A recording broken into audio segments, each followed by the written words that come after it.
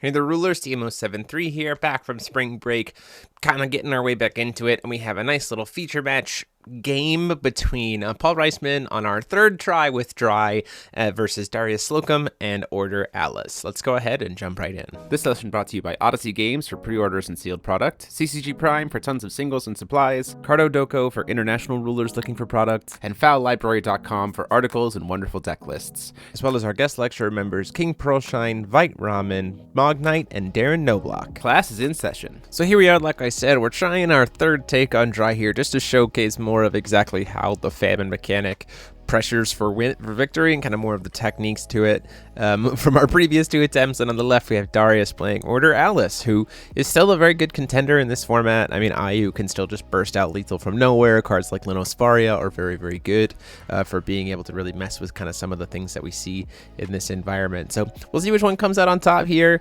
It is just going to be one game today because of the way the recording ended up, but just wanted to keep you posted and at least give you guys something now that we're back from spring break. So one of the things to note is just some of the changes that you see here from Paul as he's playing Child of Death. This is really good to be able to buy back things like Dejin. It's really good to be able to buy back Believers. It's really good to be able to buy back the Angel, as well as making the Angel able to get swiftness a lot faster, which is really nice. So you see also we already have that Angelic Battle Barrier, which could be really helpful against IU, just to be able to like prevent follow-up plays from the ordered IU. It's a question of like, are we going to see how quickly is this IU going to come down, and is Paul going to be able to respond to it? So right off the bat, Darius hits that Moonshade. Looks like we might see just a pass turn there. Nope, does decide to go into it at a strong opening play. As usual, we have Deep Blue Soldier getting our Regalia out on the board early, just as a really nice way to have things ready to go.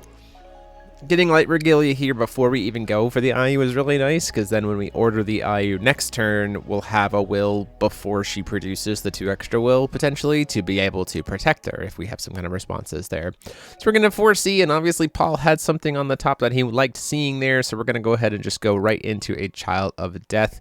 Milling 2 sits Angels and Locust. Probably going to see a grab of the Locust at this point. Yep, for sure. One of the nice things about Angel is when you go into Contract that you can reanimate with Angel, or you can reanimate the Angel with Contract and then kind of swing in. You won't get the second reanimate, but it is a way to get like pressure right out the gate when you Contract. We see Flute with Coin, we see Locusts come down, and just kind of explaining exactly how the Famine mechanic will work and the fact that you are always being granted Famine while you have no +1/+1 counters. One thing to note here as well is since we are playing against Order Alice with Linosfaria, is that Famine is a keyword. It's not a keyword ability. So something will still have Famine even if Linosfaria is out into the field. Important distinction.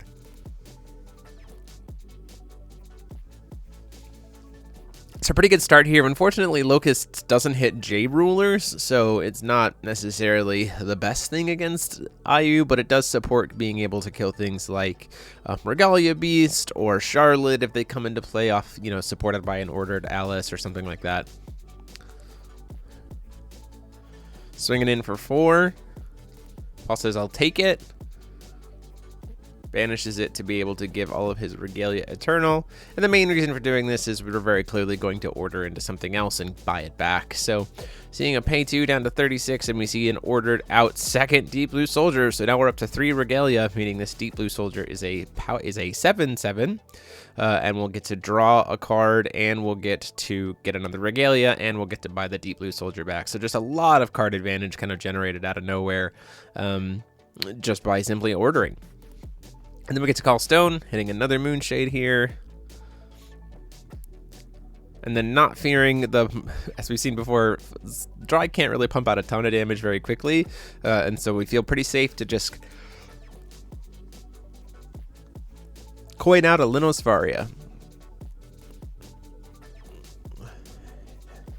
I'm not necessarily sure if this does a ton to Paul per se. He could have certainly, it does turn off the flute, which is kind of relevant here. Being able to, in response, he can't like tap to produce will for he can't use flute anymore during Darius's turn to produce will. He can't put +1/+1 counters on stuff. There's a world where in response to the Linosfaria, we should have probably put a +1/+1 counter on a stone to like be pseudo ramp later, since most of Dry's stuff doesn't care where the +1/+1 counters come from. But you live and you learn. Hitting stone 2 here, we are at 3 will. Not really being threatened particularly. The biggest part here that Darius is kind of threatening is the fact that he can just banish the Deep Blue Soldier to be able to order into IU next turn if he needs to after calling stone. And so getting something that has flying to be able to mess with the IU is probably the biggest piece right now that we need to be considering. We are going to see down comes that angel. It does not have swiftness because we don't have enough resonators in there. It's going to have a +1/+1 because it like sees itself enter. This is one of the reasons why, like, if we had put a +1/+1 counter on it on one of the stones, then we'd be set up to be able to use 2 free +1/+1 counters. That being said, we're still well in the position to be able to do that because we have Child of Famine if we need to. Ultimately, just seeing a pass going into Darius's turn. Ruler's Memoria coming back out. We've got enough regalia, and I believe he also is playing some 0-drop regalia, so that makes sense to also see that come into play. Wouldn't want to hit that on turn 1, but unless you have a 0-drop. But with all the regalia this deck generates, it's nothing. It's not hard to do.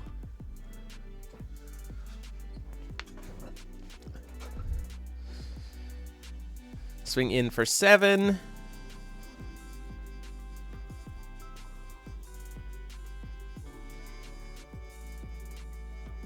Paul says, that's fine. I will take the 7, go down to 29. Taking the 7 there makes a lot of sense. Oh, that's the other thing, too, that I didn't really consider, that I'm catching myself now. Having a flyer doesn't really matter because Linosfaria would just remove all of your flying. And so there's a world here where if this was an IU, Paul's probably just dead. Ultimately, though, does not get punished that way. Down comes the Charlotte. This is still going to wipe the board, especially since Flute doesn't have that barrier anymore. So we have 3 regalia. We can target 3 things, so we can pop everything that's on Paul's board while also generating us another regalia here, going in for the wind, and even more card draw value because Charlotte lets you tap the water regalia to draw a card. So just a lot of card advantage can be generated very, very quickly with Order Alice, as you've seen before, and also with things like, Flashing Smile or stuff like that. Having a full hand is exactly what this deck wants.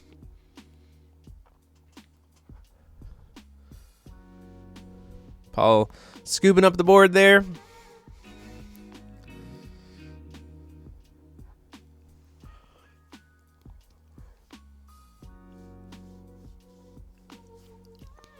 Darius having a 3 Tea Party members in hand. Might be saving that for a turn to refill his hand, as long as he's got the Charlotte. You could tap it, draw a card, play the 3 Tea Parties, recover it, tap it, draw again. Certainly something that could be done, especially since you don't need to really worry about getting into the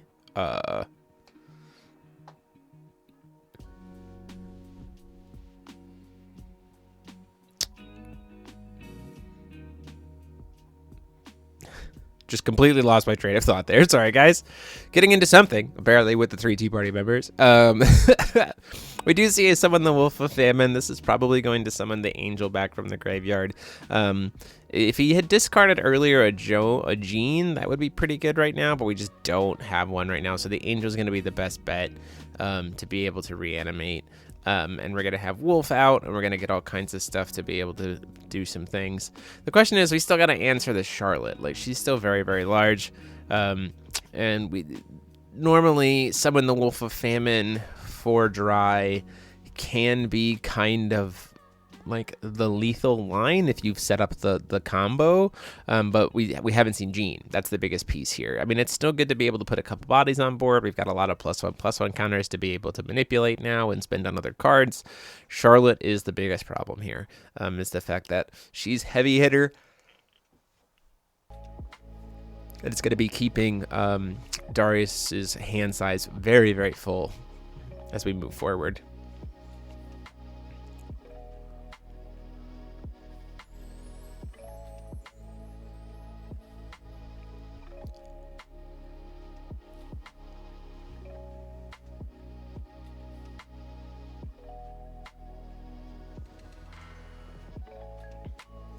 Do see we have a couple believers.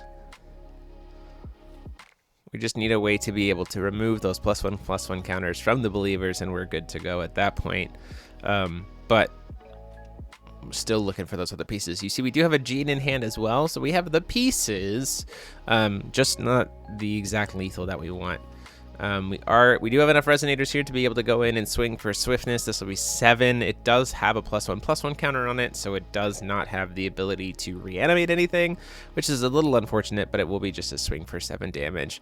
Now, one of the things about the Angel that's just really good is if you do have a way to burn the +1/+1 counter, like on the turn that it comes into play and can swift, you can kind of like just reanimate chain, which is a little bit nuts.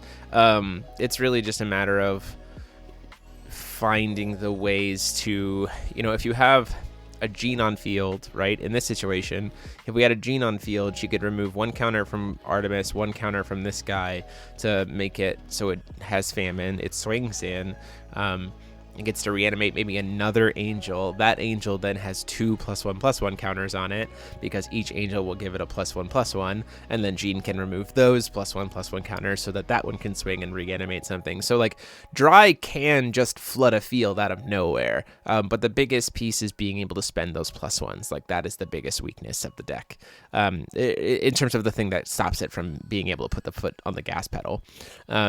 Darius chooses to take the 700 damage, says that's fine.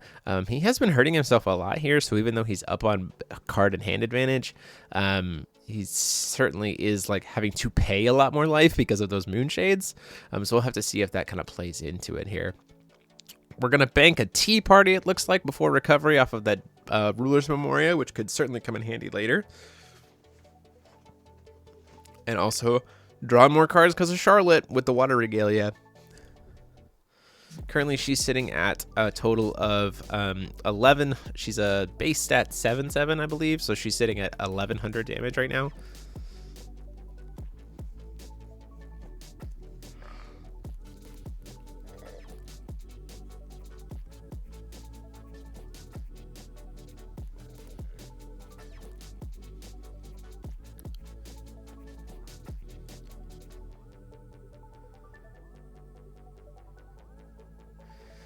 Drawing even more cards just to try to find something a little bit better. We do see that there's that line I said before, 3 Tea Party members here. In response, Paul says, well, you've cast Tea Party, you've cast this Tea Party members. I don't want you to go further, so we're going to go ahead and Angelic Battle Barrier here just to kind of disrupt the play line, which makes a lot of sense.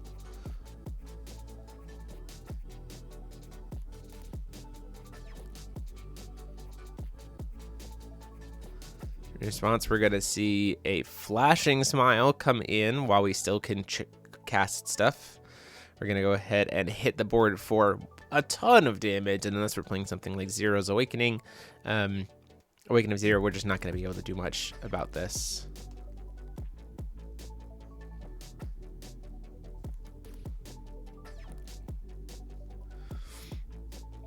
So the board is going to get wiped. Paul is going to take certainly a good chunk of damage here from Charlotte being able to swing in, but he's still got some life to go, and Darius isn't going to be able to put any more pressure down this turn. The only downside here is because Paul's no longer under contract at the time of Angelic Battle Barrier resolving, he won't be able to draw a card to kind of keep his hand filled.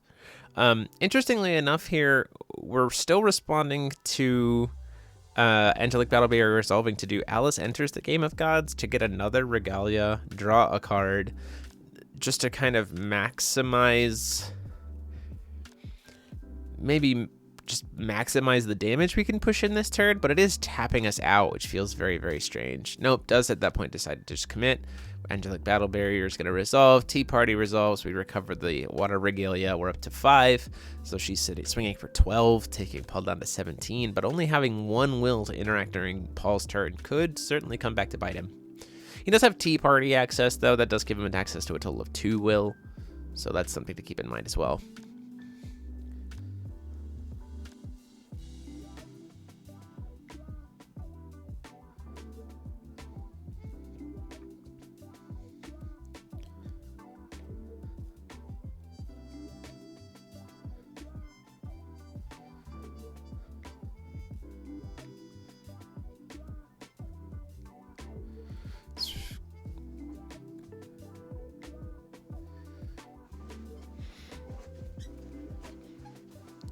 Calling Stone, hitting that 4C Stone.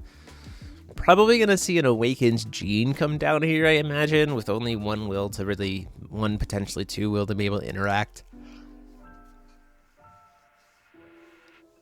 Joan d'Arc would be particularly good here.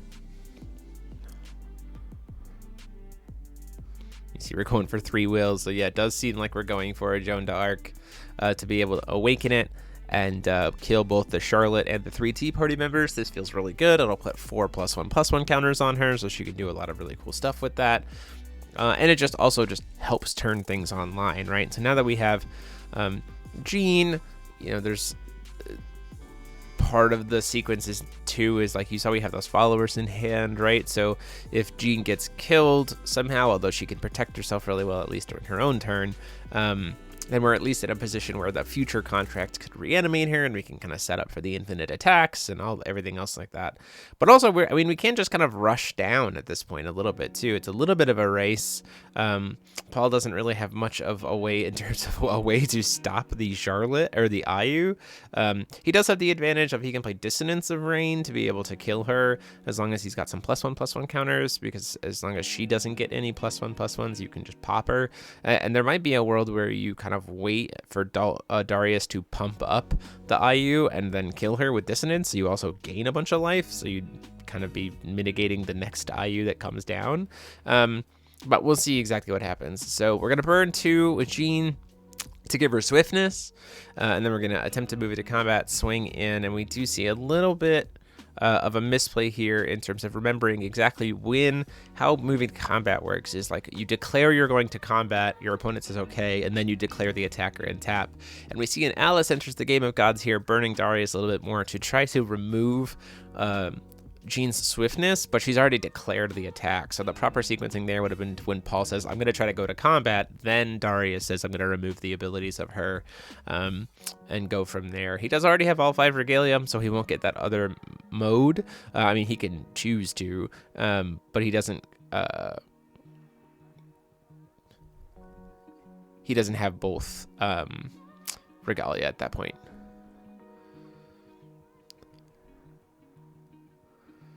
So takes it, goes down to 1,000,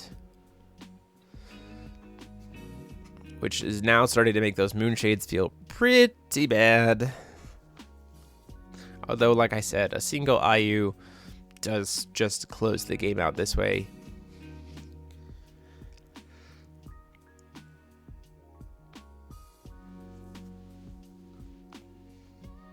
Playing Horn of the Sacred Beasts.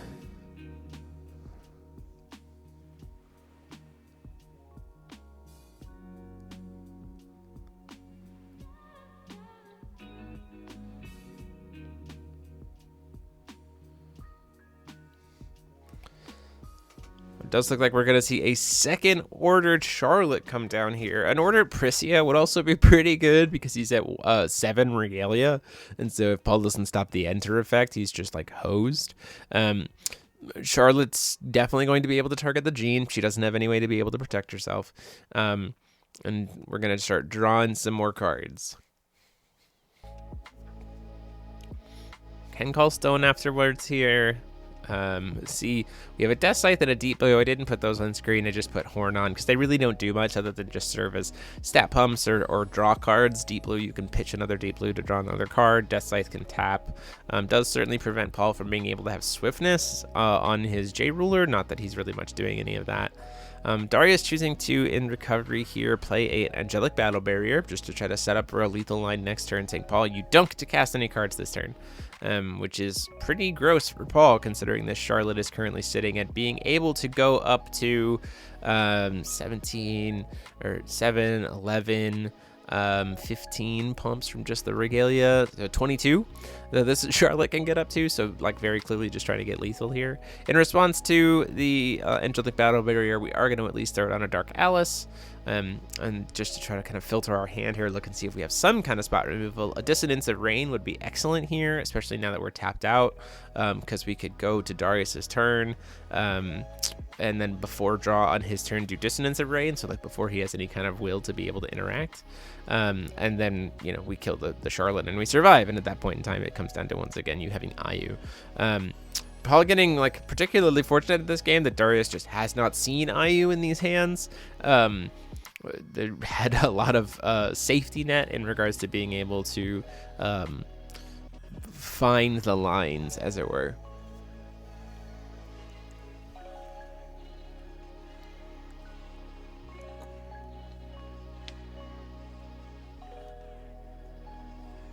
At that point in time, Paul's just going to pass the turn.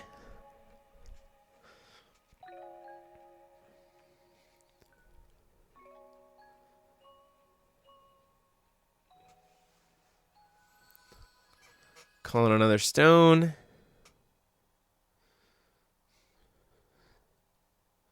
Hitting another Moonshade. At this point in time, those Moonshades are absolutely detrimental.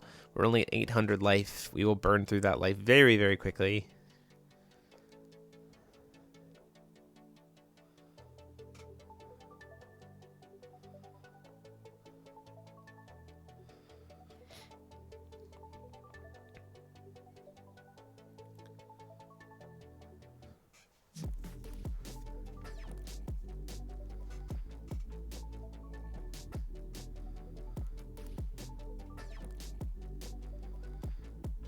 Drawing some more cards, double checking exactly how big this Charlotte is. She is certainly big enough for lethal, provided we tap those Regalia to give her the extra +2/+2.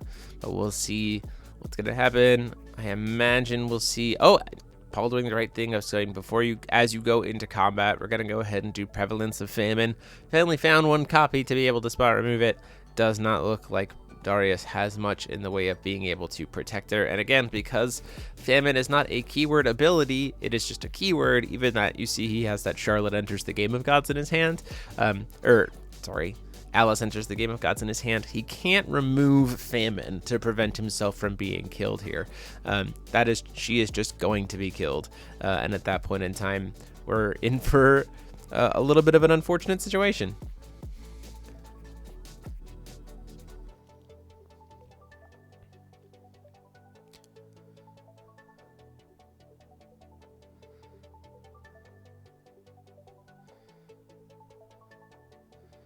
So Prevalence of Famine's going to go ahead and shoot there. Going to get to gain Paul some more life back, which is nice. Still could just immediately die to an Ayu, though. It's one of the biggest tricks here. But we don't have one. Instead, we have a Fairy of Ma'at, who is also just huge and has barrier at this point. So this is just as much of a threat to Paul as an Ayu would be. It just takes one more turn. I don't necessarily agree with doing it on Paul's turn or on your own turn, especially because because Fairy of Mott has quick cast. There's a world where like you wait for Paul to swing in and then flash in the fairy. This just gives more Paul information, but still, it's a barrier It's a barrier J ruler that's currently like a 40/40 at this point in time. Seeing a Regalia Beast come out into play here, which is going to get to produce choosing to the attribute of white. So that's another Regalia towards Fairy of Mott. So at this point in time, it's 5, 6, 7, 8. 9 Regalia, so 36, so just casually a 40/40 plus another 9 from the Alice order itself, so just a 49/49 Fairy of Ma'at, just chilling with barrier. 50 actually, because of the 54 because of the Regalia Beast also counting as a Regalia type. Like, this is gross. In terms of if it can swing even one time, Paul is just dead. It doesn't have swiftness, but doesn't need it if it flies and just murders you. So Paul kind of has like this turn to be able to try to find lethal, which is not unheard of. There's 800 damage on board, and very clearly Paul thinks he has a line here because we're going for the angelic battle barrier before recovery. So the idea of just saying, I do not want you playing any cards during my turn. So let's see what goes on there.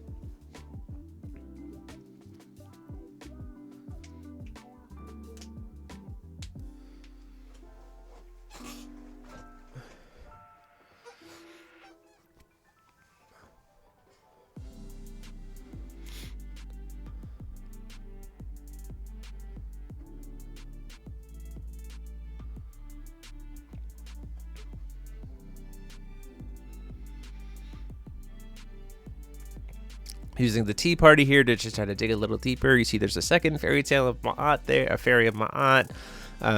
There's the deep blue soldier, right? So like we can kind of just throw out a bunch of blockers here at this point in time. Paying 200 life to go ahead and throw out that deep blue soldier, doing a little bit of Paul's work for him, taking him down to only 6. We still have access to Child of Famine as well. We're gonna go ahead and also use the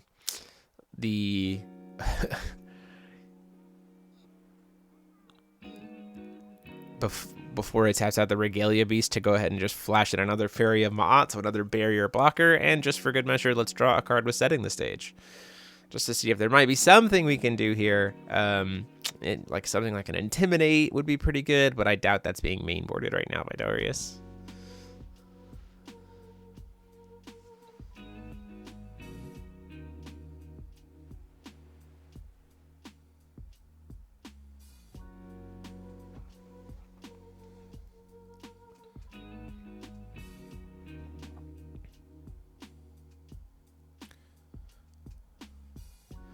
Moving to recovery here.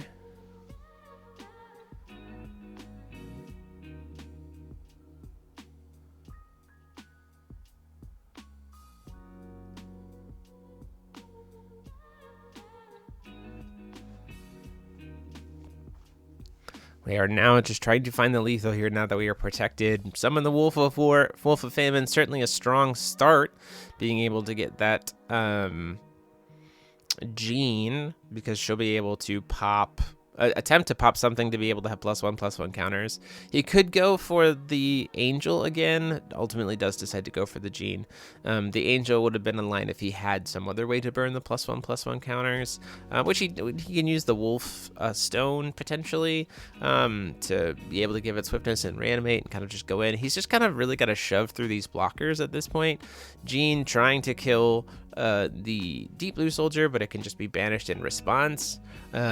So she won't get the +1/+1 counters on it, which is a little unfortunate. That being said, she can burn +1/+1 counters from anything, so that doesn't really super matter for her.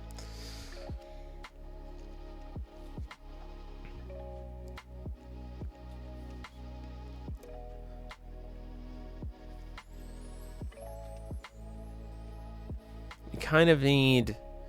We have enough +1/+1 counters here to be able to recover Jean one time, so we needed at least one more attacker here, and we do have it in the form of Famished Wolf, so it can go in and swing. It has to target Regalia Beast to be able to try to destroy it.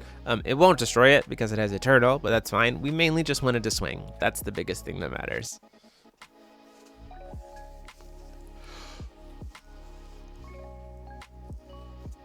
And now that we have another attacker, Jean is going to be able to get in there because we also have the stones. So we can swing with Jean, move the stones, use one of the 2 stones that we have to move the +2 +1/+1 counters over to Jean, recover her, banish them to immediately give her swiftness. Although we do need to have a way to give her swiftness right now. She doesn't have swiftness yet. She's got to get some counters.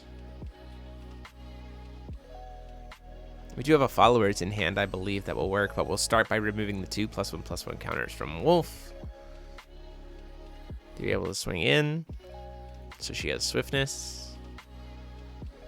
Going for 6. Try to find that lethal. Goes to block.